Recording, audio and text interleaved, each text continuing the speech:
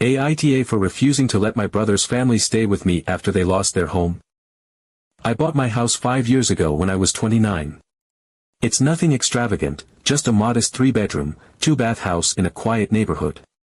It's the perfect size for me, considering I live alone. One of the bedrooms serves as my home office since I work from home full-time, and the other is a guest room that doubles as a hobby space where I keep my music equipment and gaming setup. It's my sanctuary. My space. My home. And I love it. My brother, on the other hand, has always lived a very different lifestyle. He's 4 years older than me and married with 3 kids, 2 daughters and a son, ages 12, 10, and 7. He and his wife made good money for a while, but they never lived within their means. Even when times were tough, they refused to adjust. It was as if they were allergic to financial responsibility. My brother had a well-paying job until about 2 years ago, but he kept showing up late, making excuses, and, ultimately, got himself fired. Instead of tightening their budget and making practical changes, they continued spending as if nothing had changed. His wife worked part-time, but they still kept their kids in expensive private schools, paid for extracurricular activities, and held on to their large house despite clearly struggling to keep up with mortgage payments. Over time, it all caught up to them. Their savings dried up. The bills piled up. The bank came knocking. And, finally, they lost their home to foreclosure. When it all came crashing down, they reached out to me. My brother called and said they needed a place to stay for just a few months while they got back on their feet. He framed it as if it were the most reasonable request in the world. But for me, it wasn't that simple. Letting them move in would mean giving up my entire house. There were 5 of them. 5. My 3-bedroom house wasn't designed for 6 people. They would take over the entire living space. My home office, where I work every day, would likely have to be sacrificed. I imagine trying to focus on meetings and deadlines with 3 kids running around, screaming, arguing, and playing. It would be absolute chaos. Not to mention, I deeply value my peace and solitude. My home is my retreat. The idea of having a full house 24/7, with no real personal space or quiet, was suffocating. And beyond all that, I didn't believe it would just be for a few months. Based on their track record, I had no reason to think they would get their finances together quickly. I knew that once they were in, it would be nearly impossible to get them to leave. A few months could easily turn into a year, or more. And if I ever tried to ask them to move out, I would be the villain. But here's the thing, I didn't just say no and leave them to fend for themselves. I genuinely wanted to help, just not at the cost of my own home and peace of mind. I offered to pay for a hotel for 2 weeks while they searched for an apartment. I also offered to cover their security deposit to help them move into something more affordable. It wasn't as if I was throwing them out onto the street. I was offering a very real, very generous solution that would allow them to have their own space while they figured things out. My brother didn't see it that way. He blew up at me. He accused me of being selfish, of choosing things over family. He said that I had plenty of room and that I was just making excuses. His wife wasn't any better. She sent me a long, guilt-trippy text about how she thought family was supposed to help each other in times of need and how she couldn't believe I would turn my back on them. And then, the cherry on top, they refused my offer for a hotel or an apartment and instead moved in with my parents. This was particularly frustrating because my parents had offered to let them stay with them from the very beginning. But my brother and his wife initially refused, saying they didn't want to live by my parents' rules. Apparently, their pride was more important than having a stable place to stay. But when I said no, suddenly my parents' house was good enough. That should have been the end of it, but it wasn't. My brother and his wife didn't just move in with my parents, they made it a whole drama. My brother vented to extended family, and soon enough, I was being bombarded with messages from aunts, uncles, and cousins, all shaming me for abandoning my family in their time of need. My brother's wife even started posting passive-aggressive things on social media about how hard times reveal who your real family is and how some people would rather keep their empty rooms than help the ones who need it. It was exhausting. I knew I had made the right decision for myself, but the guilt-tripping from everyone around me made me second-guess for a brief moment. But then I reminded myself, this wasn't my fault. I wasn't the one who had mismanaged my finances and ignored every warning sign. I wasn't the one who had refused to downsize when it was the obvious, responsible thing to do. And I wasn't the one refusing help just because it didn't come in the exact form I wanted. I didn't owe them my home just because they made bad choices. I was still willing to help, but on my terms. If that wasn't good enough for them, that was on them, not me. So, am I the asshole for refusing to let them move in? Because right now, it sure feels like half my family thinks I am. Update 1. So, after all the drama, I did my best to ignore the guilt-tripping and just move on with my life. My parents had taken them in, which meant they weren't homeless, and as far as I was concerned, that was the end of it. They had a roof over their heads, my peace and quiet remained intact, and I wasn't shouldering the responsibility of housing an entire family of 5. It wasn't ideal, but it was a resolution I could live with. For the first few weeks, things were quiet on my end. I still got the occasional passive-aggressive text from my brother or his wife, but I just ignored them. The social media posts about finding out who your real family is kept coming, but I stopped caring. If they wanted to play the victims to our extended family, fine. I had done my part. I had offered to help on my terms, and they had refused. That was their problem, not mine. But then, about 2 months later, I got a call from my mom. The second I answered, I could hear the barely contained fury in her voice. My mom is a patient woman, but when she reaches her breaking point, she really reaches it. And that night, she had reached it. Apparently, my brother and his wife had been lying to all of us. They weren't as broke as they claimed. My mom had overheard a conversation between them late at night, one of those whispered, hushed discussions they didn't want anyone else to hear. Normally, she wouldn't eavesdrop, but something about their tone caught her attention, and she listened. That's when she found out the truth. They had money. Not just a little emergency cash, but a decent chunk sitting in a secret bank account. They had been hoarding funds while living rent-free at my parents' house, all while making me, and everyone else, feel guilty for not giving them a place to stay. They weren't struggling to find an apartment because they couldn't afford one. They weren't desperately scraping by, paycheck to paycheck. No, they were choosing to stay with my parents as long as possible so they could rebuild their savings before moving out. They had an entire strategy worked out, dragging their feet, playing up the hardship, knowing my parents wouldn't kick them out immediately. They had enough to afford rent. They had enough to start over. But instead, they let my parents feed them, cover their utilities, and put up with the chaos of 3 kids in the house, all while they sat on their money and milked the situation for all it was worth. My mom was furious. The next morning, she confronted them outright, demanding to know how long they had been lying. And instead of owning up to it, my brother doubled down. He tried to gaslight her, saying she was being paranoid, misinterpreting things, blowing it out of proportion. But my mom had heard everything. She knew exactly what she had overheard, and there was no talking his way out of it. My dad, who had been patient up to this point, was done, too. They told my brother and his wife that they had 1 month, 30 days, to find their own place and leave. Suddenly, my brother wasn't so proud anymore. He and his wife didn't have the same smug, self-righteous energy they had when they were guilting me for not taking them in.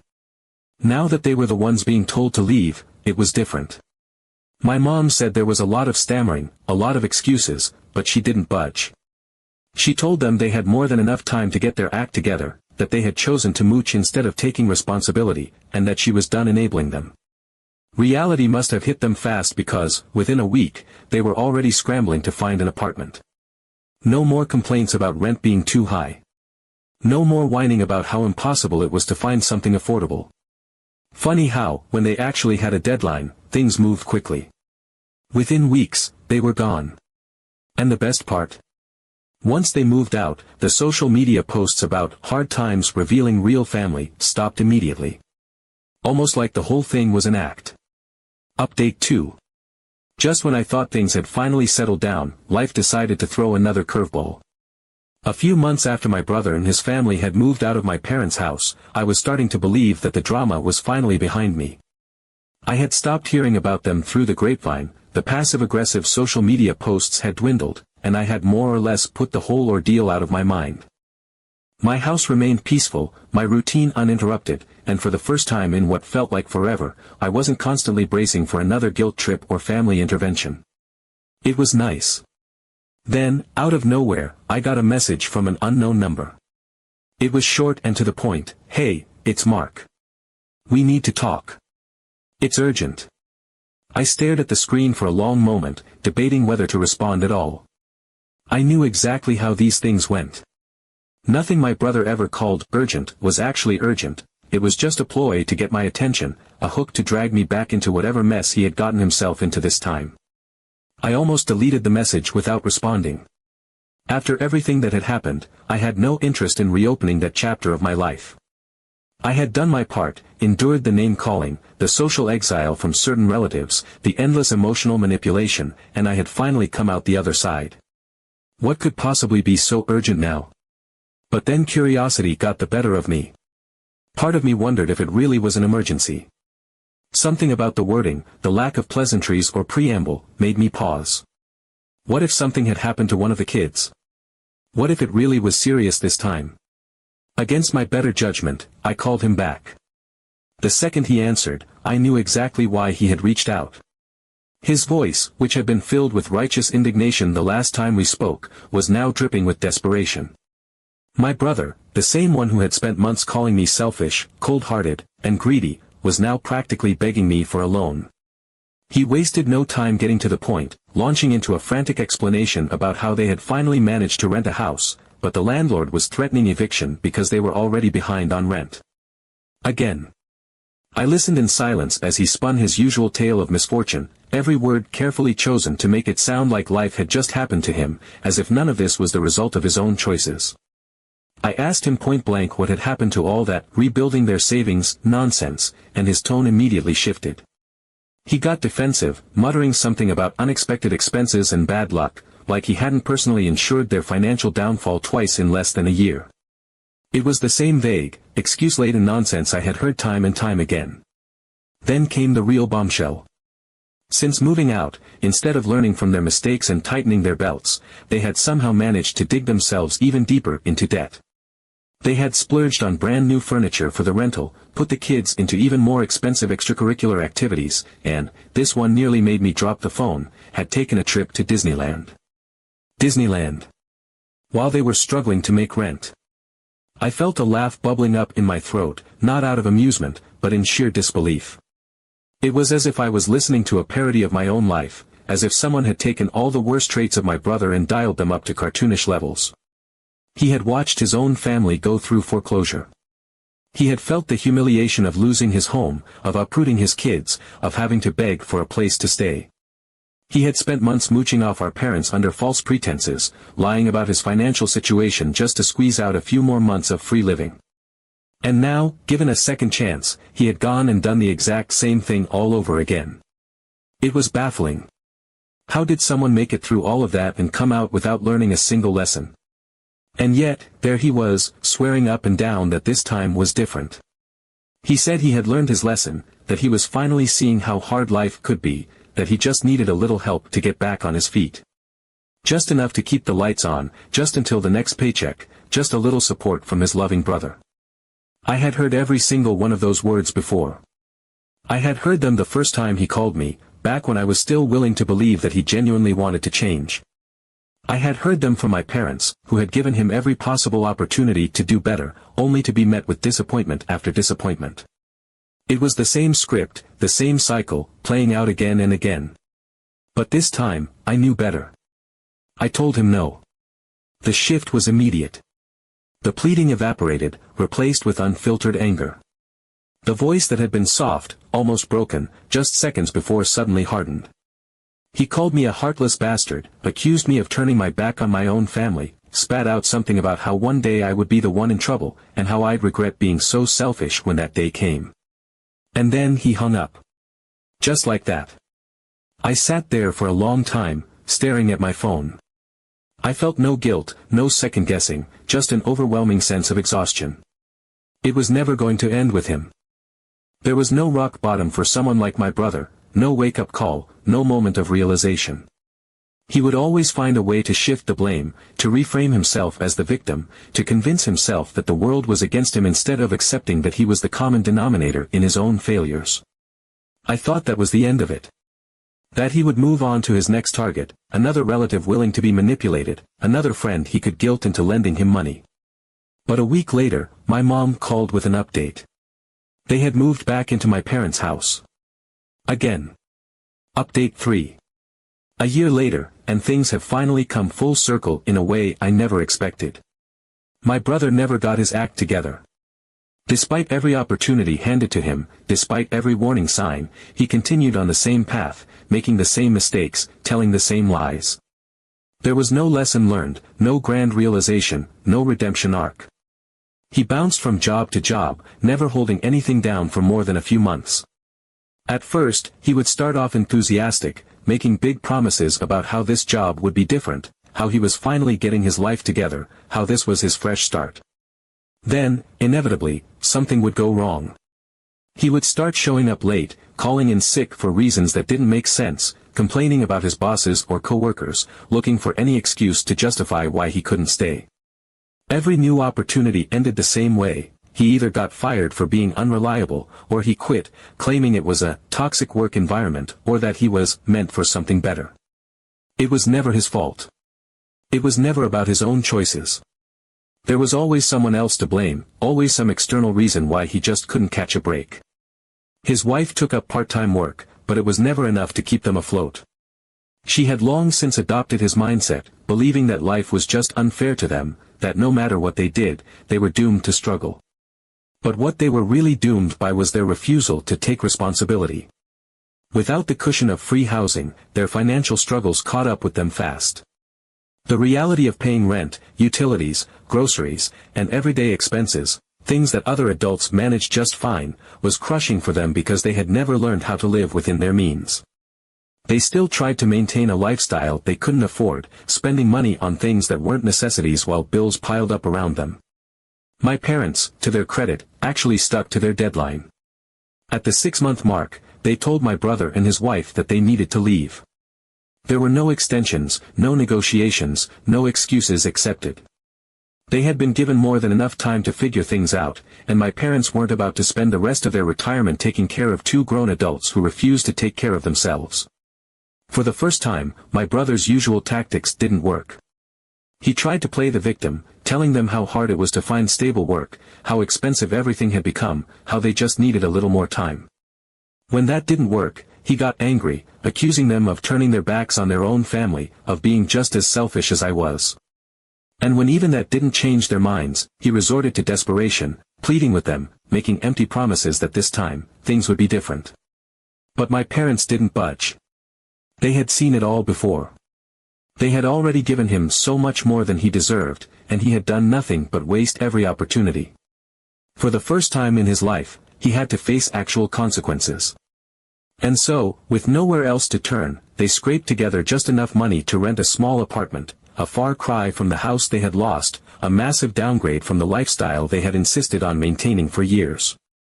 But even with lower rent and fewer expenses, they still couldn't manage their finances. The same reckless spending continued. The same unwillingness to budget, to plan, to take responsibility.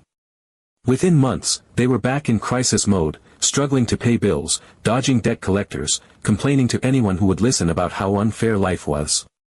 They still refused to acknowledge that they were the problem. My brother would rant about how impossible it was to get ahead, how the economy was stacked against them, how landlords were greedy, how jobs never paid enough. But somehow, despite all these so-called impossible obstacles, plenty of people in far worse situations managed to keep a roof over their heads and food on the table. But he wasn't interested in seeing that. He wasn't interested in facing the reality that his problems were entirely self-inflicted.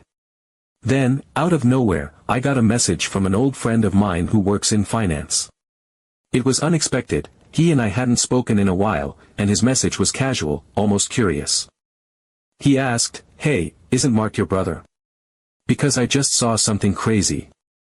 I felt a familiar dread creep up my spine. My brother's name being brought up in any conversation usually meant bad news. I braced myself for whatever it was, assuming it was another complaint about borrowed money never repaid, or maybe a new financial disaster he had caused. But what my friend told me was far worse than anything I had imagined. Apparently, my brother had been lying about how broke he was. For years. He had been funneling money into a hidden account, money that could have saved them from foreclosure the first time, money that could have kept them from needing help from my parents, from begging me for loans, from playing the victim to anyone who would listen. But instead of using it when they were in crisis, instead of saving his family from homelessness and humiliation, he hoarded it. Let his kids believe they were on the verge of being out on the street. Let his wife cry about how cruel the world was. Let my parents and I lose sleep worrying about how to help him. All while secretly keeping a financial safety net for himself. It was such a ridiculous level of deception that I almost couldn't process it at first. But the more I thought about it, the more it made sense. The way he had always acted like he was just barely getting by, yet somehow never made any actual lifestyle changes. The way he always had an excuse, a reason why he couldn't get back on his feet, despite being given every opportunity to do so. The way he had always seemed too comfortable leeching off others, like he knew deep down he wasn't really at risk of losing everything. I confronted my mom about it, and she went silent for a long time before finally admitting that my dad had also heard rumors about my brother's hidden stash but had never been able to prove it. My dad had always suspected that my brother's broke act wasn't entirely true, but without solid evidence, there wasn't much he could do. Now, with my friend's information, the truth was out. My brother had scammed his way into free housing, free food, and endless sympathy, all while secretly keeping enough money to save himself at any time. He had let his family suffer, had let his kids live through financial instability, all so he could sit on a pile of money he refused to touch. The fallout was immediate. The debt collectors he had been dodging for years also found out about the hidden money. And suddenly, everything came crashing down. He wasn't just drowning in overdue payments anymore, he now owed way more than he had stashed away. The bank accounts he thought were hidden weren't so hidden anymore. The debts he had run from had finally caught up to him. And now, he was facing serious legal trouble. For the first time in his life, there was no one left to bail him out. No free housing, no sympathetic family members willing to cover his mistakes, no convenient scapegoats to blame. He had run out of people to lie to, out of excuses to make, out of second chances. As for me, I felt nothing but relief. For so long, I had wondered if I had been wrong for not letting them move in. If I had been too harsh, too cold, too unwilling to help. I had spent months fielding accusations, dealing with judgmental relatives, listening to passive-aggressive comments about how family should stick together. I had replayed my decision over and over again, questioning if I had made the right call. But now, I knew, with absolute certainty, that I had done the right thing. My brother had never needed my help. He had needed an enabler. And I refused to be one.